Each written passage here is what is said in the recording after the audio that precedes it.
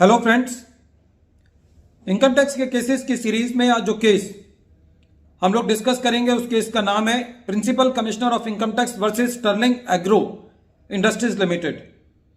ये case 455 ITR page number 65 पर report हुआ। मैटर दिल्ली हाई कोर्ट ने डिसाइड किया और इस केस का जजमेंट 20 फरवरी 2023 को आया। इस केस के अंदर सेक्शन 80IA की डिडक्शन के ऊपर डिस्कशन हुआ। सेक्शन 80IA डिडक्शन की बात करता है किसी अंडरटेकिंग या एंटरप्राइज के प्रॉफिट की जो कि उसको इंफ्रास्ट्रक्चर डेवलपमेंट से हुआ है। कहने का मतलब है कि section 80IA provides for the deduction of the profits and gains from the undertakings और enterprises engaged in infrastructure development. Section 80IA subsection 2 के अंदर यह कहा गया है कि एसएससी को 10 सालों की 100% प्रॉफिट की डिडक्शन मिलेगी यदि एसएससी कुछ कंडीशंस को फुलफिल करता है। सेक्शन 80IA सबसेक्शन 5 के अंदर इनिशियल ईयर का जिक्र है, लेकिन उसके अंदर इनिशियल ईयर को डिफाइन नहीं किया गया है। लेकिन सेक्शन 80IA सबसेक्शन 2 के अंदर बिगनिंग वर्ड है। इन दो शब्दों का इस डिडक्शन को लेने के लिए महत्व जो है वो ये है कि एसएससी को ये ऑप्शन दिया गया है कि एक बार यदि एसएससी ने अपनी एक्टिविटी को शुरू कर लिया है तो एसएससी 15 सालों के पीरियड में किसी भी 10 साल के पीरियड को चूज कर सकता है अपनी डिडक्शन को लेने के लिए। ऐसा इसलिए दिया गया है क्योंकि जब भी कोई अंडरटेकिंग स्टार्ट होती है तो हो सकता है कि साल के शुरू में एसएससी को कम प्रॉफिट होते हों। इसीलिए एसएससी को बेनिफिट देने के लिए एसएससी को यह ऑप्शन दिया गया है कि एसएससी उस इनिशियल असेसमेंट ईयर को चुन सकता है जहां से वो डिडक्शन लेना चाहता है।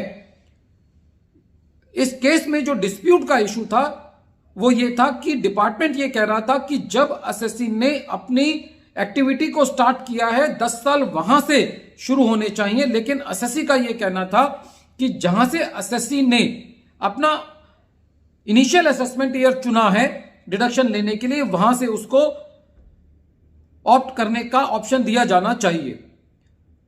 इस केस के लिए डिपार्टमेंट का एक सर्कुलर है, सर्कुलर नंबर 1, जो कि 15 फरवरी 2016 का है।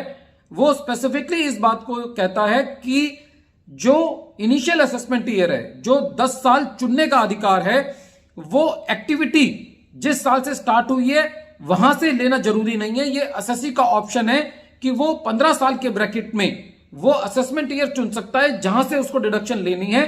लेकिन यदि एसएससी ने अपना ऑप्शन नहीं लिया तो एसएससी को डिडक्शन नहीं मिलेगी।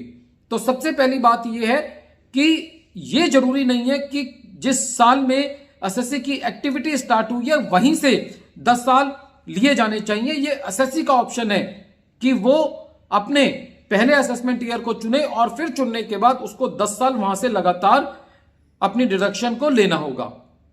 यह केस का जो डिसीजन है वो दिल्ली हाई कोर्ट ने दिया और दिल्ली हाई कोर्ट ने सर्कुलर नंबर 1 जो कि 15 फरवरी 2016 का है उसका हवाला देते हुए यह बात क्लियर की कि यह एसएससी का ऑप्शन है।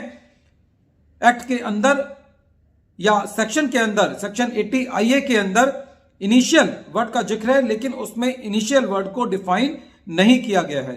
और जो डिपार्टमेंट का सर्कुलर होता है वो डिपार्टमेंट पर बाइंडिंग होता है, डिपार्टमेंट के ऑफिसर्स पर बाइंडिंग होता है। जो सर्कुलर का मकसद होता है वो ये होता है कि जो एडमिनिस्ट्रेटिव दिक्कत है, जहां पर किसी क्लैरिटी की जरूरत है, उसको सर्कुलर के द्वारा दूर की जाती है।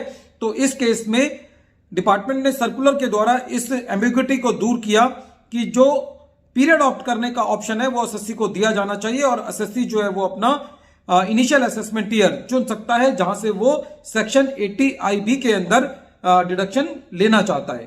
फ्रेंड्स, केस के अंत में एक बार फिर मैं केस का नाम रिपीट कर रहा हूं। केस का नाम है principal commissioner of income tax versus Stirling agro industries limited. यह केस 455 आईटीआर पेज नंबर 65 पर रिपोर्ट हुआ। मैटर दिल्ली हाई कोर्ट ने डिसाइड किया और इस केस का जजमेंट 20 फरवरी 2023 को आया। Thank you friends.